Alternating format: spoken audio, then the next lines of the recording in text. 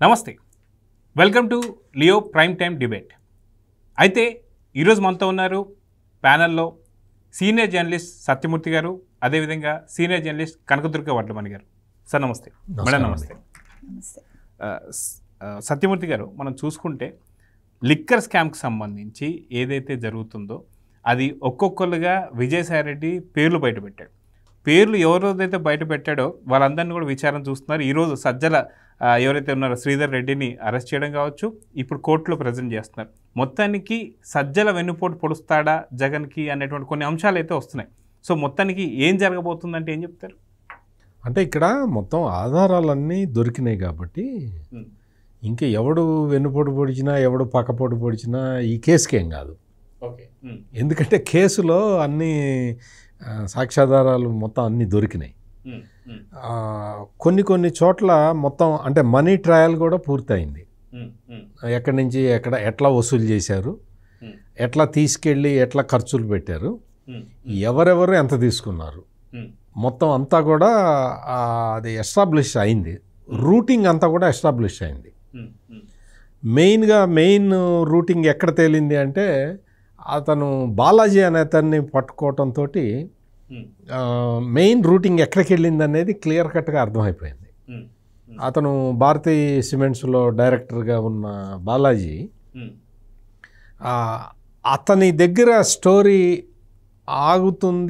ఆగాలి అని చెప్పి జగన్మోహన్ రెడ్డి, భారతీ రెడ్డి వీళ్ళందరూ బహుశా చాలామంది దేవుళ్ళని ప్రార్థిస్తూ ఉంటారు, అక్కడితో ఆగాలి, ఇంకా చివరిదాకా రాకూడదు అని. బట్ ఆగేలాగా కనిపించట్లేదు. దేవుళ్ళు కూడా వాళ్ళకి హెల్ప్ చేసే పరిస్థితి లేదు. ఎందుకంటే ఇది చాలా ఒక విషయం ఏంటంటే, మామూలుగా ఏదో ఒక ల్యాండ్ గ్రాబ్ చేయటం లేదు, ఎవరినో ఇప్పుడు కాకినాడ సీ పోర్ట్స్ ఉంది కదా, అతన్ని కేవీ రావుని బెదిరించి ఆ పోర్టు స్వాధీనం చేసుకోవడం, ఇవి ఒక రకమైన నేరాలు. అయితే అంతకు ముందర జగన్మోహన్ రెడ్డి అక్రమాస్తుల సంబంధించి క్విడ్ ప్రోకో గవర్నమెంట్ తోటి సంతకం పెట్టించడం, అక్కడి నుంచి డబ్బులు తెచ్చుకోవటం, గవర్నమెంట్ జీవో ఇవ్వగానే వాళ్ళు డబ్బులు వేస్తారు, క్విడ్ ప్రోకో. ఇవన్నీ నేరాలు, సామాజిక నేరాలే. కానీ ఈ నేరం ఎటువంటిదంటే ఎంత దారుణమైందంటే, ఒక కల్తీ మద్యాన్ని సరఫరా చేసి ప్రజలకి దాదాపుగా చాలామంది ఒక 36 వేల మంది ఎఫెక్ట్ అయ్యారు ఆ మద్యం తాగి. అంత దారుణమైన మద్యాన్ని సప్లై చేసి ప్రజల ఆరోగ్యాలని మొత్తం అంత నాశనం చేసేసి ఓ 32 వేల మందిని వాళ్ళు చచ్చిపోయేలాగా చేసి డబ్బులు సంపాదించడం అంటే ఇంతకన్నా నీచమైన కుంభకోణం ఈ ప్రపంచంలో ఎక్కడా ఉండదు. ఈ ప్రపంచంలోనే ఎక్కడ ఉండదు. అంటే ప్రజల ఆరోగ్యాల మీద చేసిన వ్యాపారం ఇది వాళ్ళు దోచుకున్న రక్తపు కూడిది. అది తలుచుకుంటేనే చాలా ఒక రకంగా దుఃఖం వస్తుంది, బాధేస్తుంది. ఏంటి ఈ పైసల కోసం, డబ్బుల కోసం అని చెప్పి ఇంత నీచానికి పాల్పడతారా అనే ఒక ఆవేదన కలుగుతూ ఉంటుంది. ఇక్కడ ఏంటంటే ఈ ప్లాన్ చేసేవాళ్ళు ప్లానర్స్ అండ్ ఎగ్జిక్యూటర్స్. ఈ స్కీమ్ మొత్తంలో ఎవరు అంటే కసిరెడ్డి వసూలు చేసిన డబ్బుని వీళ్ళకి ఇచ్చేవాడు. ఎవరికి? పెద్దిరెడ్డి మిథున్ రెడ్డి, కృష్ణమోహన్ రెడ్డి, ధనుంజయ రెడ్డి, విజయసాయి రెడ్డి, బాలాజీ, సజ్జల శ్రీధర్ రెడ్డి, వీళ్ళకి ఇచ్చేవాళ్ళు అనమాట డబ్బులు. స్కామ్ మేనేజర్లు వీళ్ళందరూ. అంటే ఈ స్కామ్ మొత్తాన్ని మేనేజ్ చేయాలి కదా, అతను రాజ్ కసిరెడ్డి. తర్వాత ఆఫీసర్ల సైడ్ నుంచి కూడా వీళ్ళకి సంపూర్ణ అధికారం ఉంది, మొత్తం కోఆపరేషన్ ఉంది. వాళ్ళెవరు అంటే వాసుదేవరెడ్డి. అసలు ఈయనకి రాష్ట్ర ప్రభుత్వానికి సంబంధం లేదు. ఇతను రైల్వేకి సంబంధించిన అధికారి, రైల్వే ట్రాఫిక్ దాంట్లో పనిచేసేవాడు. అతన్ని తెచ్చిపెట్టుకున్నాడు. అతనికి మద్యానికి ఏంటి సంబంధం? అతన్ని తెచ్చిపెట్టుకున్నాడు కావాలని. సత్యప్రసాద్ అని అతను గవర్నమెంట్ ఆఫీసరు, అతన్ని తీసుకొచ్చి ఇక్కడ పెట్టుకున్నాడు. అతను కూడా నేను మీకు అంత చేసి పెడతాను, మరి నాకు ఇంత ఇవ్వండి అని చెప్పి ఆయన మాట్లాడుకున్నాడు. ఈ వాసుదేవరెడ్డి, సత్యప్రసాద్, ఇప్పుడు మీరు ఇందాక మీ ఇంట్రడక్షన్లో ఒక మాట అన్నారు, విజయసాయి రెడ్డి చెప్పటం వల్ల ఇదంతా కదిలిందని. అది కొంచెం తప్పు. ఎట్లా అంటే విజయసాయి రెడ్డి కన్నా ముందు ఈ వాసుదేవరెడ్డి, సత్యప్రసాదులు 164 స్టేట్మెంట్లు ఇచ్చారు. ఈ కుంభకోణం ఎట్ట జరిగింది, ఎవరు ఎట్ట చేశారు, ఏంటి కథ కమామిషం మొత్తం అంతా కూడా వాళ్ళిద్దరి స్టేట్మెంట్ల ఆధారంగా కేసు ముందరికి వెళ్తూ ఉన్నది. విజయసాయి రెడ్డి ఏం చేశాడు అంటే ఈ కేసుని డైవర్ట్ చేయటానికి, అంటే వైఎస్ సునీల్ రెడ్డికి వైపు పోకుండా కేసుని రాజ్ కసిరెడ్డి వైపు మళ్లించటానికి ప్రయత్నం చేశాడు విజయసాయి రెడ్డి. అంటే వైఎస్ సునీల్ రెడ్డిని కాపాడుతున్నాడు, ఇప్పటికి కాపాడుతూనే ఉన్నాడు. అంటే సునీల్ రెడ్డి జగన్మోహన్ రెడ్డి కజిన్ బ్రదరు. జగన్మోహన్ రెడ్డి అంటే రాజశేఖర్ రెడ్డి ఉన్నాడు కదా, రాజశేఖర్ రెడ్డి తమ్ముడు ఉన్నాడు జార్జి రెడ్డి, ఆయన కొడుకు. సో అందుకని అతన్ని కాపాడటానికి రాజ్ కసిరెడ్డిని పెడుతున్నాడు. రాజ్ కసిరెడ్డి వచ్చి విజయసాయిరెడ్డి బట్టేబాజా అంటున్నాడు. అంటే నువ్వు బట్టేబాజా, విజయసాయిరెడ్డి బట్టేబాజా, ఇప్పుడు పోలీసులు తేలుస్తారు అది ఎటు జరుగుతుంది. ఆ తర్వాత ఈ ట్రాన్స్పోర్టర్స్ ఉంటారు, అంటే డబ్బులు క్యారీ చేయాలి కదా, వాళ్ళు ఎవరంటే అవినాష్ రెడ్డి. అవినాష్ రెడ్డి అంటే కడప ఎంపీ కాదు, ఈయన ఇంకొక అవినాష్ రెడ్డి. బూనేటి చాణక్య, దిలీప్, కిరణ్ కుమార్ రెడ్డి, సైఫ్, కురేషి అనేవాళ్ళు ట్రాన్స్పోర్టర్స్ అనమాట. మనీ ఒక చోట నుంచి ఒక చోటకి తరలించే ఇది మొత్తం ముఠా. ఈ ముఠాలో మీకు అంత దాదాపుగా దొరికారు, ఎక్కడెక్కడ పెట్టుబడులు పెట్టారు, ఏం చేశారు, ఎంత కథ కమామేషు, మొత్తం గోల్డ్ అన్నీ ఊరికారు, అవన్నీ తప్పుడు దొంగ డాక్యుమెంట్లు గురించి గోల్డ్, ఈ రకరకాల వ్యవహారాలన్నీ చేశారు. ఇప్పుడు మనీ ట్రయల్ కూడా దాదాపుగా కంక్లూజన్కి వచ్చారు, ఒక కంక్లూజన్కి వచ్చారు. లేకపోతే ఇవన్నీ మనకట్ట తెలుస్తాయి, మనకు కూడా తెలియవు కదా. సో ఇప్పుడు ఇతను ఈ సజ్జల శ్రీధర్ రెడ్డి అంటే ఇతను ఎస్పీవై ఆగ్రో దాన్ని మేనేజ్ చేశాడు అనమాట. దాన్ని మేనేజ్ చేసిన వ్యక్తి ఇతను. మొత్తం ఆదాన్ డిస్టిలరీసు, లీలా డిస్టిలరీసు, ఎస్పీవై ఆగ్రో, ఈ మూడిటికే ఎక్కువ ఆర్డర్లు పోయినాయి అనమాట. ఆదాన్ డిస్టిలరీసు, లీలా డిస్టిలరీస్ ఏమో పేపర్ మీదే ఉంటాయి. ఇప్పుడు మీరు రాసుకుంటున్నారు కదా పేపరు, అట్టకే రాసుకున్నారు అంతే. దానికేం ఫ్యాక్టరీ ఉండదు, దానికేం డిస్టిలరీ ఉండదు, దానికేం స్టాఫ్ ఉండరు, సిబ్బంది ఉండరు, ఏం ఉండరు, అసలు ఏం ఉండదు. ఉత్త పేపర్ మీద ఆ కంపెనీ ఉంటుంది. ఆ కంపెనీకి, పేపర్ మీద ఉన్న కంపెనీకి వీళ్ళు ఆర్డర్లన్నీ వాళ్ళకే ఇచ్చారు. 63% మొత్తం అన్ని ఆర్డర్లు వాళ్ళకే. ఆ ఎస్పీవై ఆగ్రో దానికి డిస్టిలరీ ఉంది, అది వీళ్ళది కాదు, అది ఎస్పీవై రెడ్డి వాళ్ళకి సంబంధించి వాళ్ళందరినీ ఎల్లగొట్టి వీళ్ళు కబ్జా పెట్టారు. అంటే ఎన్ని దారుణాలు చేశారో మీరు చూడండి, ఎన్ని దారుణాలు ఎట్ట చేసి ఇంత పెద్ద కుంభకోణాన్ని ఇంత స్వల్ప కాలంలో బయటపెట్టిన సిట్టు అధికారులని, ఏపీ పోలీసులని అభినందించక తప్పదు. మేడం మనం చూసుకుంటే కనకదుర్గ గారు దాదాపు ఇప్పుడు సార్ చెప్పిన లిస్ట్ ఏదైతే ఉందో మ్యాక్సిమం రెడ్డిలకు సంబంధించిన సామాజిక వర్గమే ఎక్కువ కనిపిస్తూ వస్తుంది. కానీ వాస్తవానికి ఈ చర్చలు ఎక్కడ జరిగాయని చెప్పేసి మనకు విజయసాయి రెడ్డి చెప్పారు. ఏమని, మా ఇంట్లో హైదరాబాద్లో జరిగింది, విజయవాడలో జరిగింది, కానీ జరగాల్సింది ఎక్కడ అనేది కూడా అందరికీ తెలిసిందే. ఇది కాకుండా ఒక దళితుడు అని చెప్పేసి నారాయణ స్వామి గారు ఒక డిప్యూటీ సీఎంగా ఉంటూ ఎక్సైజ్ మినిస్ట్రీ కూడా చేశారు. సో ఎందుకని ఇది జరిగింది? ఇప్పుడు నిజంగా నారాయణ స్వామి గారు ఇన్వాల్వ్ చేయాల్సిన అవసరం ఉందా లేదంటే ఏం చెప్తారు? చెప్పడం కష్టం అండి, ఎందుకంటే మీరు ఇందాక ఒక రెడ్డీస్ అని ఒక మాట అన్నారు కాబట్టి ఇంతవరకు అరెస్ట్ అయిన వాళ్ళలో రెడ్లు లేరు. అంటే చాలామంది కోరిక ఏంటంటే జగన్మోహన్ రెడ్డి ఎప్పుడు అరెస్ట్ అవుతారు. ఇప్పుడు మొత్తం ఈ రెడ్డి సామ్రాజ్యం ఏదైతే ఈ మద్యం కుంభకోణంలో ఈ రెడ్డి సామ్రాజ్యం ఏదైతే ఇన్వాల్వ్ అయ్యిందో వీళ్ళు ఒక్కొక్కళ్ళు అరెస్టులు అయ్యాక ఫైనల్లీ భారతీ రెడ్డి అండ్ జగన్మోహన్ రెడ్డి. ఇప్పుడు భారతీ రెడ్డిని ఎందుకు ఇన్వాల్వ్ చేశాను మీరు అడగచ్చు. ఇందాక బాలాజీ అని చెప్పారు కదా వారు. అవును అవును అంటే భారతీయ సిమెంట్స్. భారతీ సిమెంట్స్. సో మరి బాలాజీ ఉన్నారంటే భారతీరెడ్డి ఉండాలి కదా సార్, ఆయన మనిషే కదా. మా మనిషే కదా.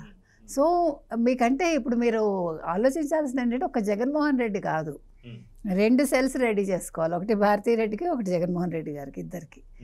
తర్వాత మీరు అన్న దాంట్లో అంటే రెడ్డీసే మొత్తం 5 years టెన్యూర్లో మీరు చూసుకుంటే రెడ్డీసే మీకు అన్ని అవినీతులు అక్రమాలు, మీరు అదే మద్యం కావచ్చు, లేకపోతే మైనింగ్ కావచ్చు, ఇసుక కావచ్చు, మట్టి కావచ్చు, ఏది వదలలేదు వాళ్ళు. మనం గతంలో చాలాసార్లు చెప్పుకున్నట్టుగా వాళ్ళు ముందే స్కెచ్లు వేసుకున్నారు. ఇప్పుడు చూడండి ఇవాళ ఏమొచ్చింది మనకి, పెహల్గాం దాంట్లో పాకిస్తాన్ ముందే దానికి తెలుసు, అందుకే ఇవాళ బార్డర్లో సైనికులు మోహరించిందని, యుద్ధానికి అందుకే కవ్విస్తున్నారు. అలాగా 5 ఏళ్ళు వాళ్ళు మొత్తం దోచేసి రెడ్లే దోచారు. మీకు దోచిన వాళ్ళందరూ అంటే రెడ్లలో కూడా అందరూ రెడ్లు, వీళ్ళు ఒరిజినల్ రెడ్లు కాదు, ఎగ్జాక్ట్లీ కన్వర్టెడ్ రెడ్లు ఒకటిను, ప్లస్ వీళ్ళ మూలాలు ఏంటో మనకు తెలియదు. ఆ ఇంటి పేరుని బట్టి వాళ్ళు యాక్చువల్గా రెడ్లా కాదా అనేది కూడా రీసెర్చ్ జరగాలి. సరే అది మనకి ఇమ్మెటీరియల్ అనుకోండి. రెడ్లు అంటే మామూలుగా రెడ్లని నేను ఇక్కడ రెడ్డి అనే పదం ఎందుకు తీసుకురావాల్సి వచ్చిందంటే మనకి యాక్చువల్గా క్యాస్ట్ గురించి మనకు అనవసరం వారు చెప్పినట్టుగా. కానీ ఇంతవరకు అరెస్ట్ అయిన వాళ్ళందరూ ఎస్సీ ఎస్టీలు బీసీలు ఇలాంటి వాళ్ళు అరెస్ట్ అయ్యారు, కొన్ని సామాజిక వర్గాలకు చెందిన వాళ్ళు. కానీ తప్పులు చేసిన వాళ్ళు ఎవరు రెడ్డి అని అంటే ఒక ట్యాగ్ పెట్టుకున్న వాళ్ళు ఎవరు అవ్వలేదు. వీళ్ళు ఒరిజినల్ రెడ్లు కాదు, అది అందరికీ తెలుసు. కాబట్టి మొత్తం వీళ్ళందరూ అయ్యాక ఒక్కొక్కళ్ళు బయటికి రావాలి.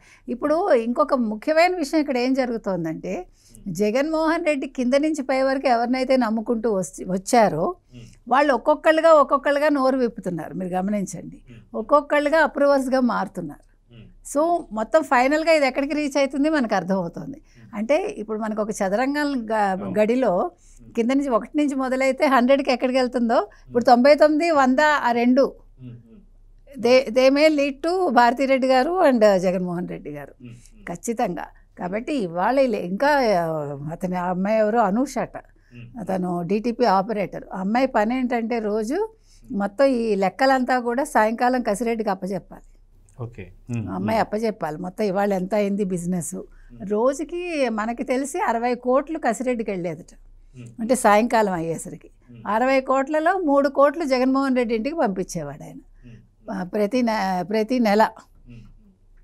60 కోట్లు నెలకంటే రోజుకి 60 కోట్లు నేను విన్నాను. I don't know how far it is correct అనేది. రోజుకి 60 కోట్లు అంటే నెలకి 720 కోట్లు, మొత్తం 5 ఏళ్లలో 3600 కోట్లు లెక్క సరిపోయింది. 3600 కోట్లు తాడేపల్లికి ఎంత వెళ్ళింది, మిగతా వాళ్ళవి ఎంత, ఇవన్నీ బయటకు రావాలి. ఇంకొకటి ఏంటంటే వీళ్ళ అవినాష్ రెడ్డి ఇందాక ఎవరైతే మనం మాట్లాడుకున్నామో అతని పని ఏంటంటే ఈ వచ్చిన డబ్బుని షెల్ కంపెనీల్లో పెట్టడం, బంగారం దుకాణాలకు పంపించటం, ఇట్లా మొత్తం అతనికి ఒక లెక్క ఉంటుంది. ఇలా ఎక్కడికక్కడ మనుషులను పెట్టుకున్నారు వాళ్ళు. ఆ చాణక్య పని ఒక రకం, ఈ అవినాష్ రెడ్డి పని ఒకటి, ఇట్లా ఎవరికి వాళ్ళకి బాధ్యతలు అప్పచెప్పారు. ఈ బాధ్యతలన్నీ వాళ్ళు సక్రమంగా చేసి అల్టిమేట్గా ఈ క్యాష్ అనేది మాత్రం కసిరెడ్డికి వెళ్ళిపోవాలి. అంటే ఎంత పెద్ద నెట్వర్క్ చూడండి అసలు. మొత్తం మీరు తీసుకుంటే ఇంత తెలివిగా వాళ్ళు ప్లాన్ చేసి అసలు ఎస్పీసీవై అది మొత్తం అదంతా దోచేశారు కదా వీళ్ళు. అందుకని ఇవాళ సజ్జల శ్రీధర్ రెడ్డి దానికి సంబంధించి అతను ఇన్ఛార్జి. సో ఇవాళ సజ్జల శ్రీధర్ రెడ్డిని అరెస్ట్ చేయడంలో ఇదే కారణం. ఈ సజ్జల శ్రీధర్ రెడ్డికి కూడా రోజుకి 60 కోట్లు వచ్చేదని మనం విన్నాం. అంటే ఇందులో ఎవరెవరికి ఎంత తెలియదు. ఇప్పుడు నిజంగా కొంచెం కన్ఫ్యూజన్గానే ఉంది మనకి. ఒక 60 కోట్ల, ఇద్దరు 60 కోట్ల, ముగ్గురికి 60 కోట్ల, లేకపోతే ఒక్కొక్కరికి 60 కోట్ల, ఇది ఈ లెక్కలు కూడా తేలాలి. కానీ ఏదైనా విదిన్ నో టైం సిట్ వాళ్ళు మాత్రం చాలా అద్భుతంగా పనిచేస్తారు. వారు చెప్పినట్టుగా సత్యమూర్తి గారు చెప్పినట్టు మొత్తం లెక్కలు బయటకు వస్తున్నాయి. ఇక్కడ ఎవరికి వాళ్ళు ఇరుక్కున్నారు. ఇప్పుడు ఎవరు తప్పించుకోవటానికి లేకుండా మనం ఫస్ట్ నుంచి చెప్పుకుంటున్నట్టుగా 10 నెలలు ఈ ప్రభుత్వం నిద్రపోలా. 10 నెలలు వాళ్ళ పని వాళ్ళు చేసుకుంటూ డిపార్ట్మెంట్స్ వాటి పని అవి చేసుకుని మొత్తం లెక్కలు దొరికాక పక్కాగా ఆధారాలతోటి ఇవాళ వాళ్ళు కాదు మాకు తెలియదు అంటే వాళ్ళు ఏమి చేయట్లేదు. సింపుల్గా ఆధారాలు అక్కడ పెడుతున్నారు, సింపుల్గా వాళ్ళు మాట్లాడిన మాటలు అక్కడ పెడుతున్నారు, సింపుల్గా వాళ్ళు ఎవరెవరితో ఎంతసేపు మాట్లాడారో ఆ ఫోన్ కాల్స్ చూపిస్తున్నారు. ఎవడు నోరెత్తడానికి లేదు. ఇంకా ఇక్కడ బిగుసుకుపోవటమే ఒక్కొక్కడు. అలా జరిగిందండి మొత్తానికి. ఎనీవే ఒక మంచి పరిణామం అయితే జరుగుతోంది. ఇది చిన్న విషయం కాదు. అక్కడ 100 కోట్లకే అంతమంది అరెస్ట్ అయితే మరి ఇన్ని వేల కోట్లకి ఎన్ని అరెస్టులు జరగాలి? అసలు ఇప్పుడు వైసీపీ పరిస్థితి ఏంటి? ఆల్రెడీ కొన్ని చోట్ల వైసీపీ ఆఫీసులు మూతపడ్డాయని మనం విన్నాము. సో ఎవరికి వాళ్ళని వాళ్ళు కాపాడుకోవడంలో బిజీగా ఉన్నారని మనం వింటున్నాము. చూద్దాం ఏం జరుగుతుందో. సార్ ఇక్కడ సత్యమూర్తి గారు మనం చూసుకుంటే టోటల్గా A1 నుంచి తీసుకొస్తే A29 దాకా ఇప్పుడు అక్యూజ్డ్ అయితే ఉన్నారు. దీంట్లో విచిత్రంగా మనం లాస్ట్ అంటే ఇది చూసిన తర్వాత జగన్మోహన్ రెడ్డి గత చరిత్ర ఏంటి అని చూసుకుంటే క్విడ్ ప్రోకో, అసలుకి ఏదైనా సరే స్కాము ఒక రౌండ్ తిరుగుతుంది, లేకపోతే స్క్వేరో రెక్టాంగిల్ సంథింగ్ ఏదో ఉంటుంది. అసలు గజిబిజిగా ఎక్కడి నుంచి ఎక్కడికి వెళ్ళిందని చెప్పి చూసుకోవడానికి దాదాపు ఒక 6-7 పేపర్లు కావాల్సి వచ్చింది. అదేవిధంగా మనం చూసుకుంటే ఇక్కడ కూడా A1 నుంచి A29 దాకా అసలుకి గోల్డ్ షాపులు ఎందుకు ఇన్వాల్వ్ అయ్యాయి అనేది పెద్ద క్వశ్చన్ మార్క్ అయితే స్టార్ట్ అయింది. అంటే జగన్ చేసే ప్రతి స్కాము ఇదే విధంగా ఉంటుంది అనుకోవాలా? అసలు మామూలుగా చిన్న దొంగ ఉన్నాడు అనుకోండి, అంటే జేబులు కొట్టే దొంగ ఉన్నాడు అనుకోండి. జేబులు కొట్టే దొంగ ఒకే రకంగా ఆపరేట్ చేస్తాడు. అంటే బస్సులో వెళ్తున్నారు అనుకోండి, బాగా జనం కిక్కిరిసి ఉన్న బస్సులో వెళ్తూ ఉంటే జేబు దొంగ ఆ ప్యాకెట్ కొట్టేస్తాడు, పర్స్ కొట్టేస్తాడు. కొట్టేసి వెంటనే ఇంకో చేతితోటి ఇంకొకటికి ఇచ్చేస్తాడు. వాడు తీసుకొని బస్సు దిగిపోతాడు. వీడిని పట్టుకున్నా వీడిని కొట్టినా కానీ పర్సు దొరకదు. నన్ను ఎందుకు కొడుతున్నారండి? నా దగ్గర ఎక్కడ ఉంది పర్సు? నేను ఇక్కడే ఉన్నా కదా, మీ ముందరే ఉన్నా కదా, నన్ను ఎందుకు కొడుతున్నారు? నా దగ్గర పర్సు ఉందా చూడండి అని చెప్తాడు. టక్కన వీడు కొట్టేసి ఇంకొకటికి ఇచ్చాడు, వాడు తీసుకొని బస్సు దిగిపోయాడు. వీడు దొరికినా కొట్టినా చంపినా ప్రయోజనం ఉండదు. అట్లాగే కొంతమంది ఇళ్ళ తాళాలు పగలగొట్టే దొంగలు ఉంటారు. ఇళ్ళ తాళం వేసి ఉన్న ఇళ్ళు చూసి పగలగొట్టి లోపలికి ఎంటర్ అయ్యే దొంగలు ఉంటారు. వాళ్ళు ఒకే టైపులో ఆ తాళం పగలగొడతారు. పోలీసులకి అర్థమైపోతుంది ఈ తాళం ఇట పగలగొట్టిందంటే బలానా వాడు చేసి ఉంటాడని చెప్పి వాడిని తీసుకొచ్చి కొడతారు. ఇది చిన్న చిన్న దొంగల గురించి. ఇంకా వీళ్ళకన్నా పెద్ద దొంగలు కొంతమంది ఉంటారు. వాళ్ళు బందిపోటు దొంగలు. వాళ్ళు అటాక్ చేసి మనుషుల్ని చంపేసి అక్కడ ఉన్న బంగారం నగలు తీసుకెళ్తారు. దొంగల్లో కూడా రకాలు ఉంటాయి. కొంతమంది బంగారం మాత్రమే తీసుకెళ్తారు, కొంతమంది డబ్బులు మాత్రమే తీసుకెళ్తారు, కొంతమంది సిల్వర్ మాత్రమే తీసుకెళ్లే దొంగలు ఉన్నారు. సిల్వర్ లేకపోతే వాడు ఇంకేం తీసుకెళ్ళాడు అక్కడి నుంచి. ఓకే. సో దొంగల్లో ఈ తరహా దొంగలు చాలామంది ఉంటారు. ఇక్కడ మీరు అక్రమాస్తుల కేసు చూసినా కానీ, ఇప్పుడు ఈ మద్యం స్కామ్ చూసినా కానీ, ఇదేంటంటే ఇది వైట్ కాలర్డ్ క్రిమినల్స్ అంటారు వీళ్ళందరినీ. అంటే వీళ్ళందరూ కూడా ఎట్లా ఆపరేట్ చేస్తారంటే ఎక్కడా దొరకకుండా ఆపరేట్ చేస్తారు. ఎక్కడ ఎవరికి సంబంధం లేకుండా ఆపరేట్ చేస్తారు. మొత్తం డబ్బులు మీకు సడన్గా ఎవరన్నా వచ్చి 10 లక్షలు ఇస్తే మీరు ఏం చేయాలో మీకు అర్థం కాదు, ఎక్కడ పెట్టాలో తెలియదు.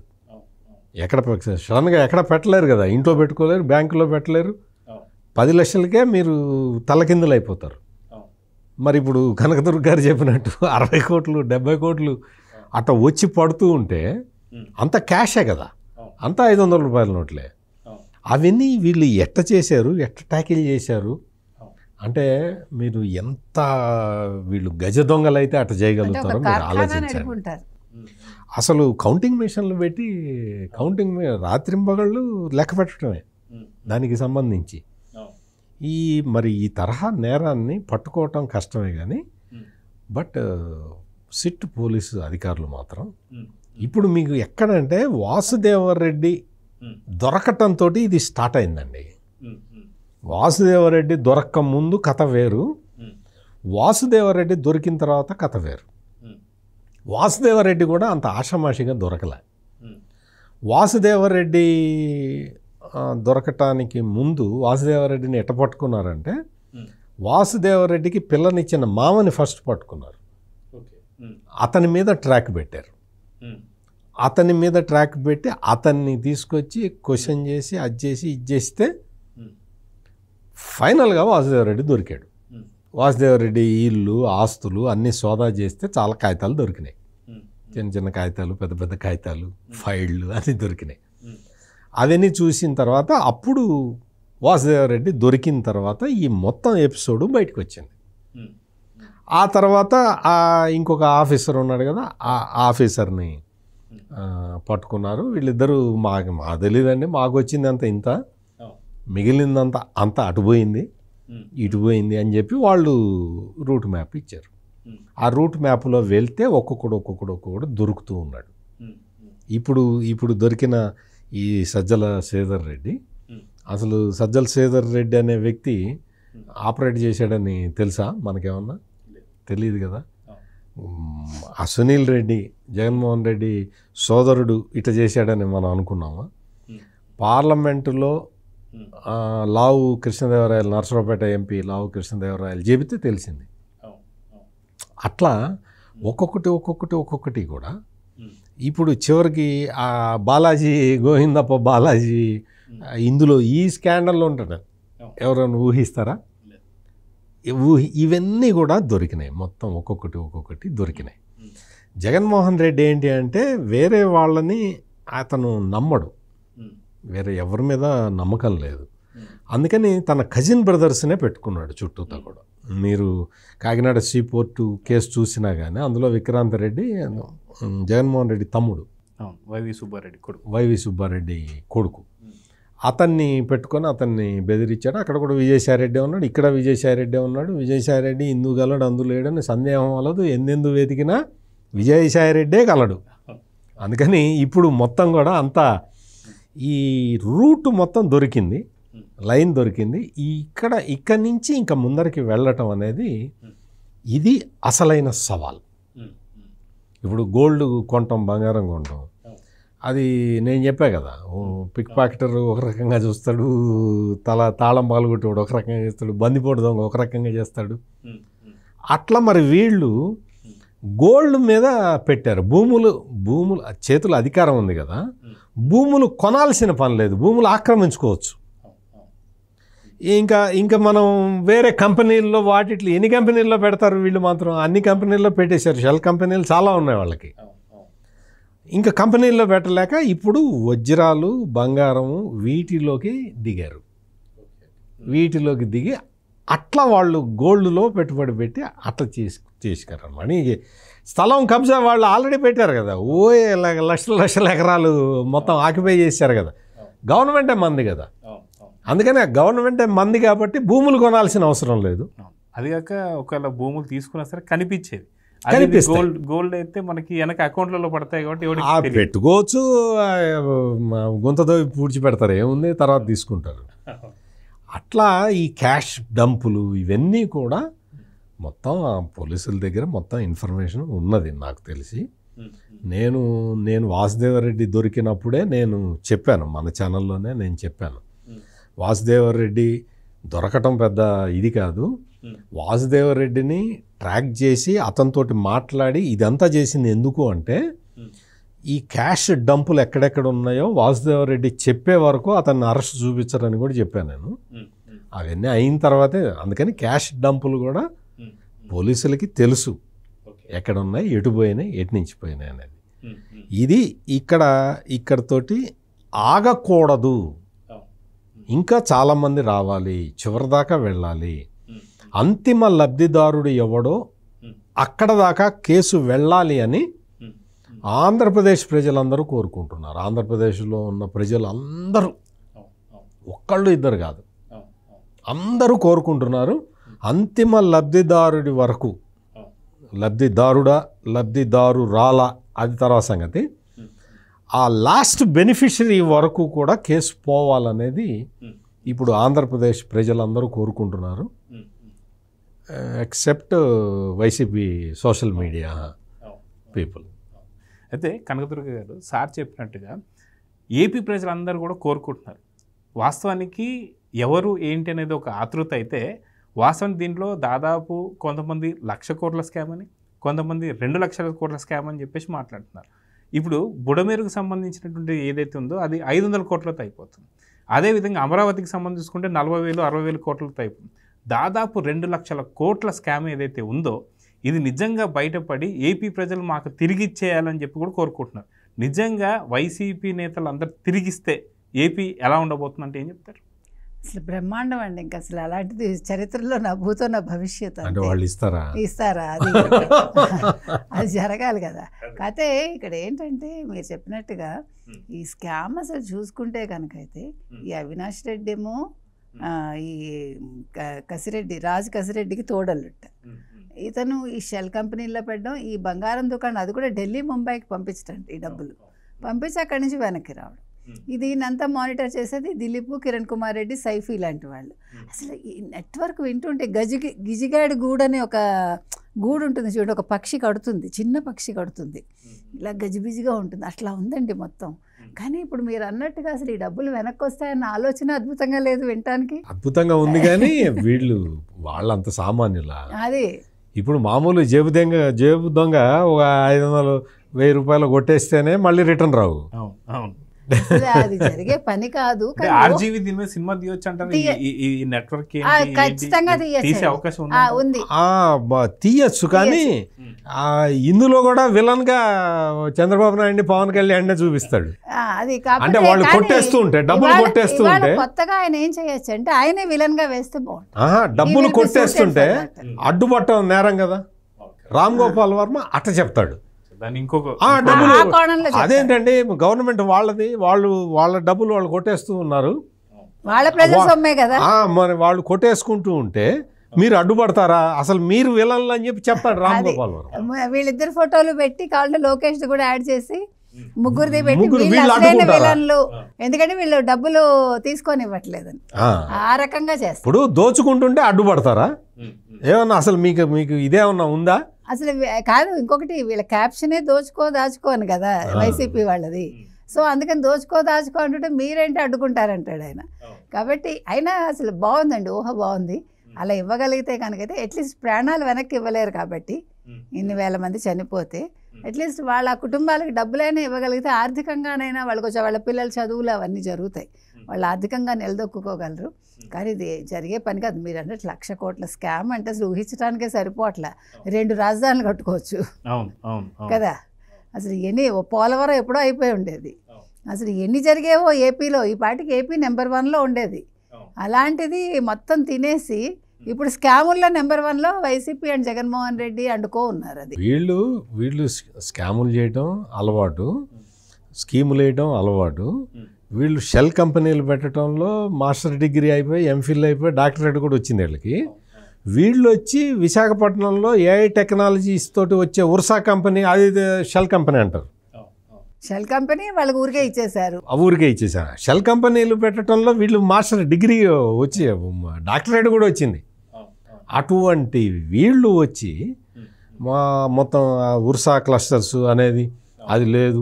ఒక ఇంట్లో ఒక అపార్ట్మెంట్లో ఇంటి కనెక్షన్ ఏదో చెప్తాడు ఆ జగన్మోహన్ రెడ్డి.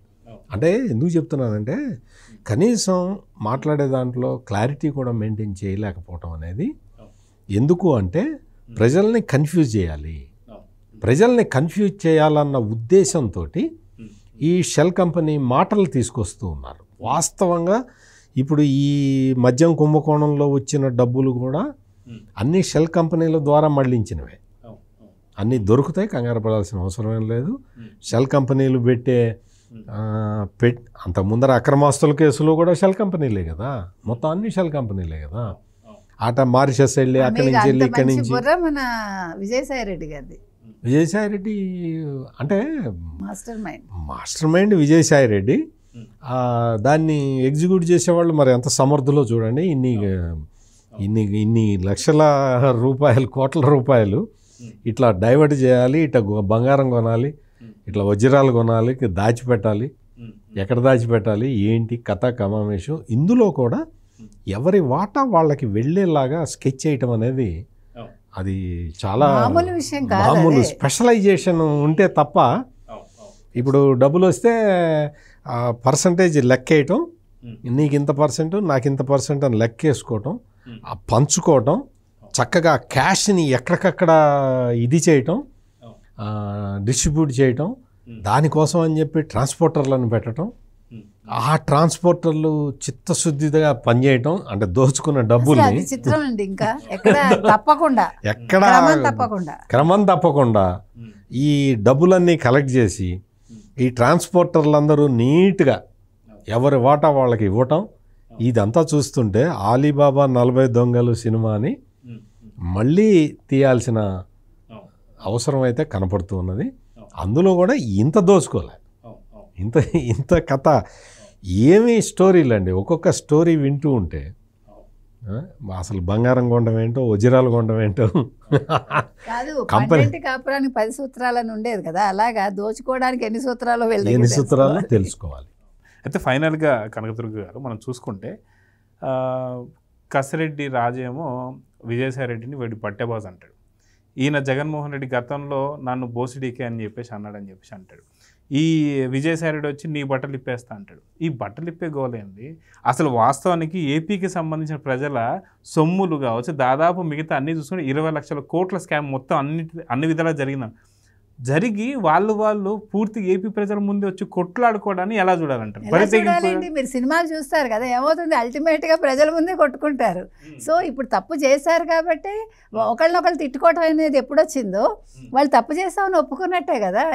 అంటే ఎంత ధైర్యంగా మన ముందే నువ్వు బట్టేవాజ్ అంటే నీ బట్టలు ఇట్ హ్యాపెన్స్ అండి, అది జరిగి తీరుతుంది, అలాగే జరుగుతుంది. ఎందుకంటే ముసుగు తొలగిపోతుంది మీకు. ఎప్పుడైతే మీరు తేడా వస్తే ఎక్కడైనా ఇదే జరుగుతుంది. ఏ సినిమా మీకు మోసగాడు కావచ్చు, అంటే మెకర్నస్ గోల్డ్ ఏది తీసుకున్నా మీకు అలాగే ఉంటుంది. కాబట్టి మీకు అది కరెక్ట్. అంటే ఇప్పుడు వాళ్ళు తప్పు చేసాం అనేది ప్రత్యక్షంగా వాళ్ళు ఒప్పుకున్నట్టు మీకు. ఇంకా అంతకంటే మీకు ఎవిడెన్స్ అక్కర్లా. ఇంకా బూతులు తిట్టుకుంటున్నారు, బట్టలు ఇప్పుకుంటున్నారు అంటే వాళ్ళ చెహరా తీసేసినట్టు అనమాట. సత్యమూర్తి గారు మనం చూసుకుంటే దాదాపు ఏదైతే జరుగుతుందో దీన్ని ఎలా చూడండి, అసలుకి ప్రజల ముందుకే వచ్చేసి నువ్వు బట్టేవాళ్ళు నీ బట్టలు ఇప్పేస్తా అని చెప్పి ఇంకొకటి వచ్చి ఏదేదో. సో ఇంత ధైర్యంగా కొట్లాడుతున్నప్పుడు నిజంగా వెనక్కియాల్సిన అవసరం ఉందా లేదా అంటే ఏమంటారు? అంటే వెనక్కి తీసుకురావాలి. ఇవన్నీ కూడా స్వాధీనం చేసుకోవడం అవన్నీ ఇప్పుడు ఎన్ఫోర్స్మెంట్ డైరెక్టరేటు జగన్మోహన్ రెడ్డి అక్రమాస్తుల కేసులో ఇన్ని వేల కోట్ల రూపాయల ఆస్తుల్ని సీజ్ చేసి కాన్ఫిస్కేట్ చేశారు కదా. అట్లా ఇందులో కూడా జరుగుతుంది, అందులో డౌటే లేదు, అందులో ఖచ్చితంగా జరుగుతుంది. ఇవన్నీ కూడా ఎప్పుడు జరుగుతాయంటే ది అల్టిమేట్ బెనిఫిషరీ బయటకు ఆ నేమ్ దాకా వెళ్ళటం వరకు అన్నమాట. అందుకని ఇప్పుడే మనం ఈ ఆస్తులన్నీ జప్తు చేయటం దాకా మనం పోక్కర్లేదు. ఇప్పుడు స్టేజ్ ఎట్లా ఉన్నది అంటే ది లాస్ట్ బెనిఫిషరీ ఎవరు అనేది బయటికి రావాలి. ఆ బయటికి వచ్చిన తర్వాత నెక్స్ట్ ప్రాసెస్ ఉంటుంది. డోంట్ వరీ, విజయసాయిరెడ్డి పోలీసులు మీ అందరి బట్టలు ఇప్పదీయటానికి రెడీగా ఉన్నారు. సో ఇదండి మొత్తానికి ఎవరు బట్టలు ఎవరు ఇప్పదీస్తారు అనేది మాత్రం చాలా ఫాస్ట్గా అయితే పురోగతి అయితే ఉంది. దీంట్లో ఖచ్చితంగా ఏం జరుగుతుందో వెయిట్ చేసి చూద్దాం. సో ప్యానెల్లో పార్టిసిపేట్ చేసినటువంటి ఒక సీనియర్ జర్నలిస్ట్ సత్యమూర్తి గారికి, అదేవిధంగా సీనియర్ జర్నలిస్ట్ కనకదుర్గ వడ్లమణి గారికి నమస్తే. నమస్కారం.